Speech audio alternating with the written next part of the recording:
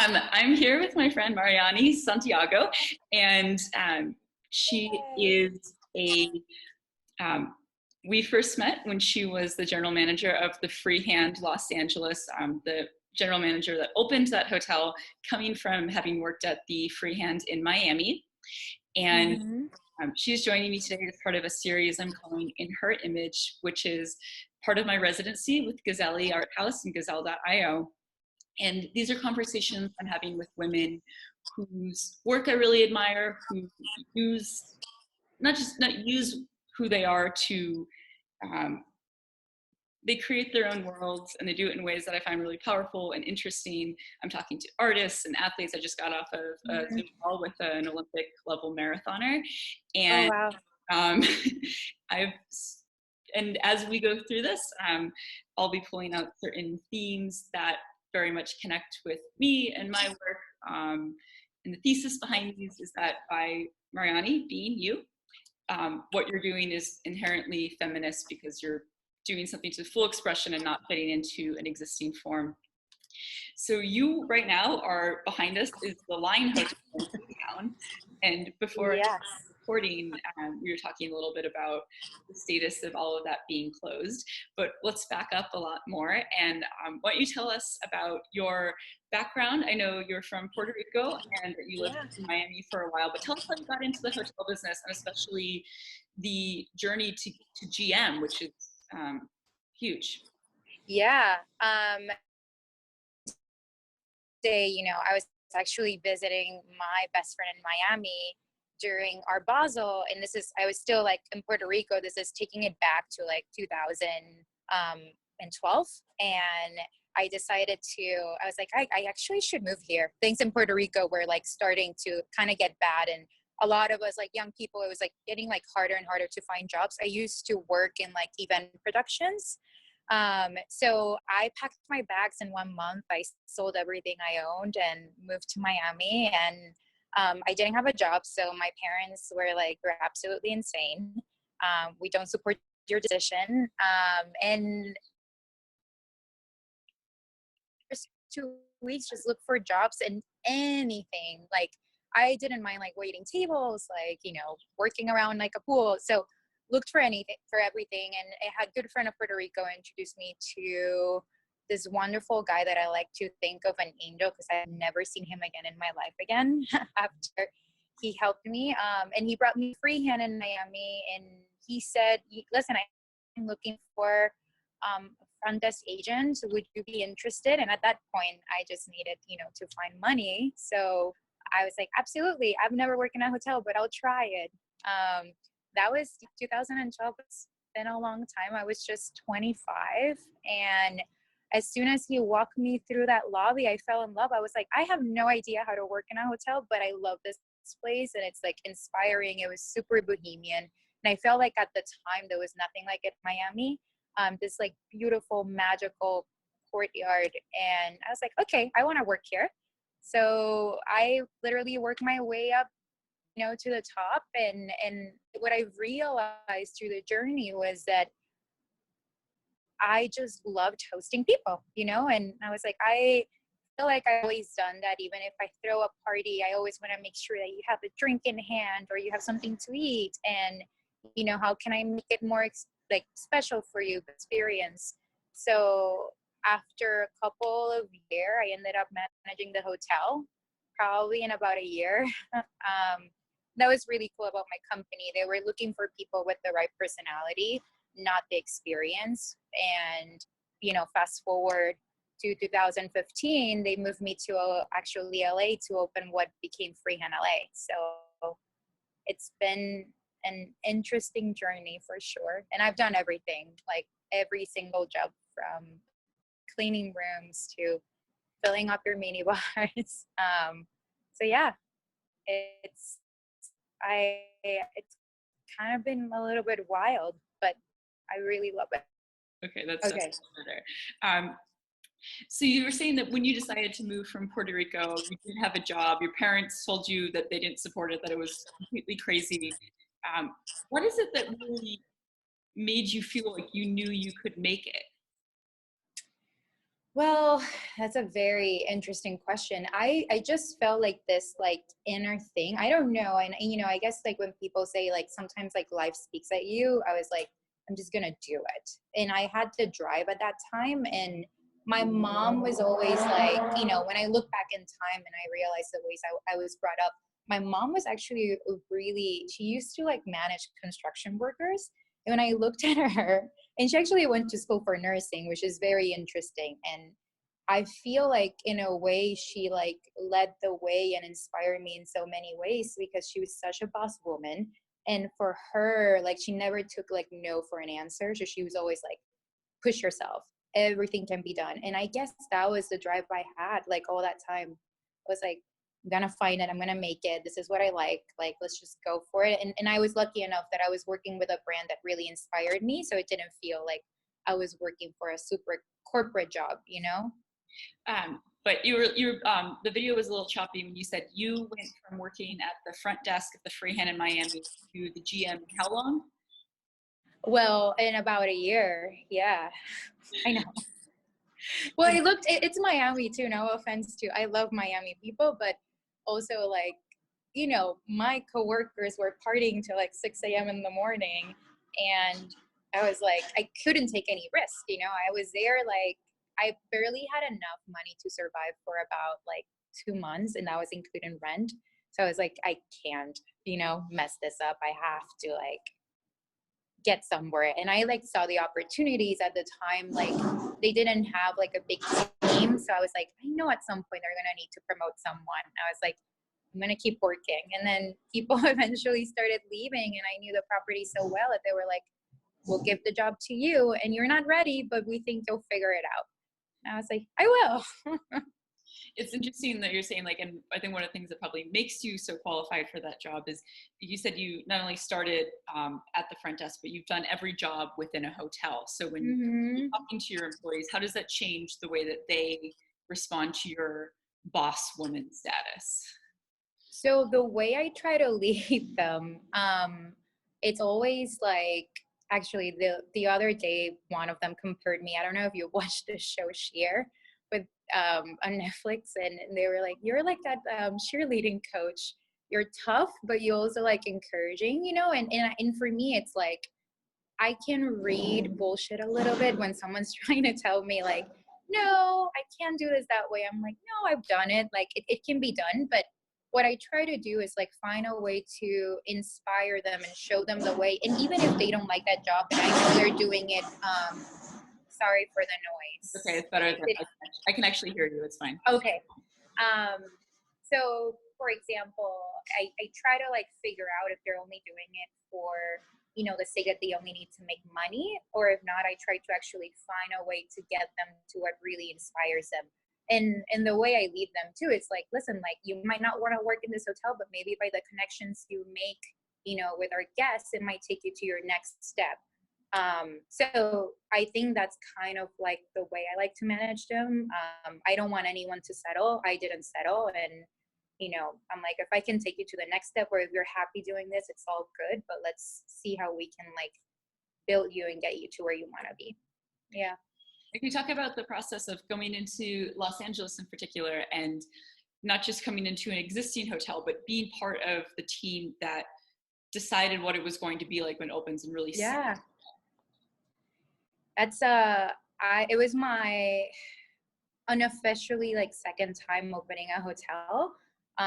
Like, because when I opened the Freehand in Miami, even though I was just a front desk agent, we were opening it, but the things that you learn, and like being at a leadership role, yeah, it's a lot of moving parts. So from you get to decide, even like, okay, the color of the pens, your notebooks, like the kind of events, how you want the community to know you. So yeah, it's a lot of work, and I can say that some people think it's very easy, but it was like probably like 12 hours of work every day or more. And then you open the hotel, and sometimes like all those things that you planned don't work the way you thought they were going to work. So you have to kind of like adjust. So, and then you continue for the next like 6 months until like the hotel gets to a place that you are like almost there, but not quite. Yeah. but very hard. Oh yeah, I can't even imagine. Can you talk about your, like, where you got your feelings towards wanting to be a host and hospitality, and like Yeah. growing up or family? What was the story there? Yeah, I think like my grandpa was a big host, and was always like growing up my absolute like favorite person in the world. Got to spend a lot of time with him. So he was always like hosting people in his house and doing this like big dinners, and we were not like, he had enough money that he felt the need that whenever he needed to host, it was to help people that probably didn't have anything to eat. So he was always seen like this big like community person, because he will always just like be there for people. One of my uncles was ended up being exactly just like my grandfather. And I think it just kind of like ran in the family, my mom's side, I would say. And yeah, I've always like, as I kept growing up, I always was that person like would bring, sometimes you have friends that you don't think will get along with each other, but I've always been the opposite. I bring everyone, and I find something that will make them connect and like be friends. Kind of like you have no option. If you're my friend, you can be friends with my other friends. You know what I mean? The I think something that really interests me about hospitality at the level that you practice it is that it is seen as, like, when you think about hospitality abstractly and serving, not just serving drinks, but making sure everyone's taken care of. I do think of it as a very traditionally feminine role, but then Totally. you take it to the world that you operate in, and a lot of GMs aren't women. Correct. But I've also met a lot of like GM guys that, I think all of us, like I do have a lot of like more masculine energy too. But I've met a lot of GMs who are more connected to their feminine side too, you know? But yeah, we are a rare breed. We're only a few out there. And it's actually, can you hear me? Okay, can you say that again? You said, you were saying we are a rare breed. Oh, it's my internet connection. Yeah, we are a rare breed. Okay, perfect now. It's fine, yeah, but I just got a message that my internet connection was unstable, and I'm sitting in my apartment, so. Oh my god. Well, yeah, it's with this whole thing, like you can't even rely on like internet companies anymore. But You're saying going back to that, yeah, there's not that many female GMs, and like, listen, I don't know, I haven't worked in this industry enough to know how it was like way back in the day, and if it was a male, dominant. I'm sure in a way it was. But all of my female managers that I've had through the years and have been working like 20 years in hospitality, they all said that it's very hard to find a female GM. Even when I left like the freehand, they were like, we wish we got another like, like female boss. And I was like, good luck. And can you talk about your decision? Because I know the freehand is so close to your heart. Can you talk about what lured you to the line? Yeah, I know. It was a very hard decision because like, I think the best people, I've only worked with them, but I think they're the best people I've ever met and worked with. Were at the freehand, and we inspired each other. It was such a collaborative environment, and which is rare to find in hotels too. And it's very interesting. So I worked with the company that owns, the Line Hotel for so long, and they gave me all the opportunities. So to grow, and I feel I'm very loyal. I'm a Taurus, so I like. When's your birthday? Tomorrow. Tomorrow, happy birthday. Thank you. So when the freehand, sale with, like all hotels are owned by, different investors, and the sale happened. I was giving a choice, the owner of the company I work for, wanted me to stay working with them.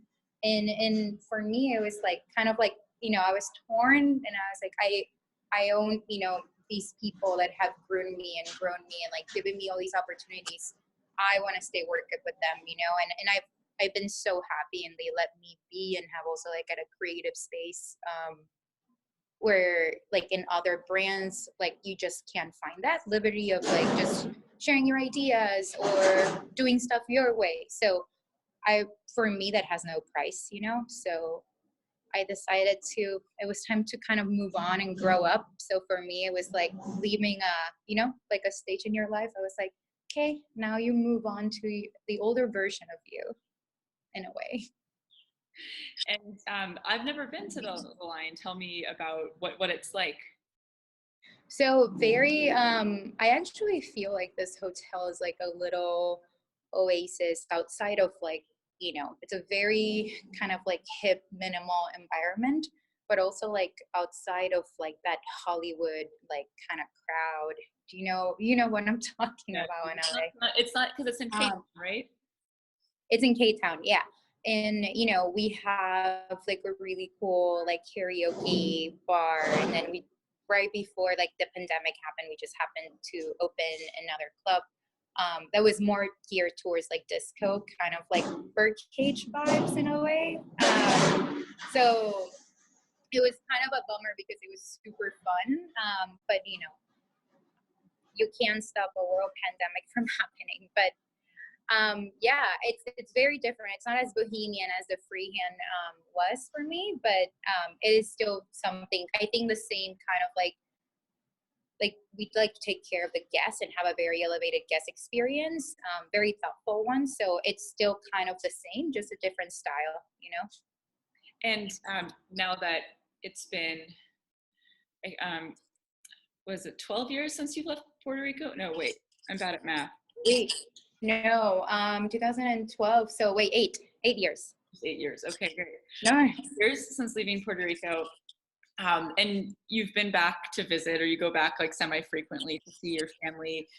How has your journey and the position you're in, are they proud of you? Like, I know that they were worried. Oh my God. You always look back and like, especially when your parents are mad at you at something, like you want them to say, I'm sorry, you were right. And I think that's the only moment that like I have ever experienced that, where like actually my mom called me when, I officially got promoted, and she said to me, I am very sorry for everything I said to you before. She's like, you were right. I don't want you back in the island. I want you to keep like doing what you're doing. You make me proud every day. And I just like bursted into tears because like not having their approval for me, I grew up very close to them. I was like, man, like, please just let me like prove you that I can do it. They're the kind, my parents will never leave the island. They love it so much. And they would never like a million years think of like leaving it behind. So I think they had the same expectations for me and my brother. And when you're nurturing talent within your hotels, what is it that you look for to give that same kind of opportunity that you had? Yeah, I honestly look for like the right personality. I even don't, I mean, for some positions, if they're a little more senior, you do need like some experience. But for me, like just at an entry level, just like I started, I look for people that are just like kind of share similar passions with me, or for like the brand inspires them in a way, and I feel like they can translate that into the service they give. So for me, it's like you can teach anyone anything. We're not it's not like you're being a doctor here and you have to do surgery and you obviously need some certifications to do that. So that's what I look for, just like the right attitude that you can buy. Well, I mean, I think about being in management and essentially like being the head of a very extensive customer service organization as being exceptionally difficult, like maybe you said for a lot of personalities or whatever. So it's extremely impressive. Yeah, it's so hard. I feel like sometimes when I get back home, I don't want to talk to anyone for a while. Why is that? Like, that's like the one thing that I think, like, when people ask me, how is it being in an empty hotel? I was like, I miss people.